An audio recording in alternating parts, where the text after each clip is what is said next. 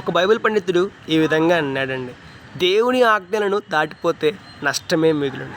గమనించాలి, ఎవరైతే లోకంలోని కోరికలను, ఆశలను, సొంత ఇష్టాలను, పాపపు కార్యాలను, చెడు కార్యాలను, దేవుడు అసహించుకునే కార్యాలను, లోకంలో ఉన్న మనుషులను ఆధారం చేసుకొని వారు చెప్పినట్లుగా జీవిస్తూ దేవుని ఆజ్ఞలను దాటిపోతే, దేవుని ఆజ్ఞలను పక్కన పెట్టేస్తే, మానవుని మేలు కొరకు, మానవుడు గొప్పగా ఉండాలని, మానవుడు ఆశీర్వాదాలను పొందాలని ఏర్పాటు చేయబడిన దేవుని ఆజ్ఞలను మానవుడు పక్కన పెట్టేస్తే చివరికి నష్టాన్నే పొందుకుంటాడు, చివరికి బాధలనే పొందుకుంటాడు, చివరికి ఇబ్బందులనే పొందుకుంటాడు, చివరికి ఘోరమైన నష్టాన్ని పొందుకుంటాడు. ఒకసారి ఆలోచన చేద్దామండి.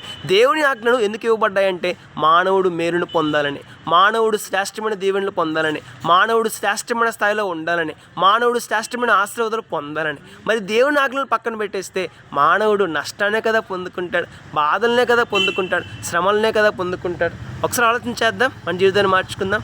ఎన్ని కష్టాలు వచ్చినా, ఎన్ని బాధలు వచ్చినా, ఎంతగా శోధనలు వచ్చినా సరే దేవుని ఆజ్ఞల పరిధిలోనే జీవిద్దాం.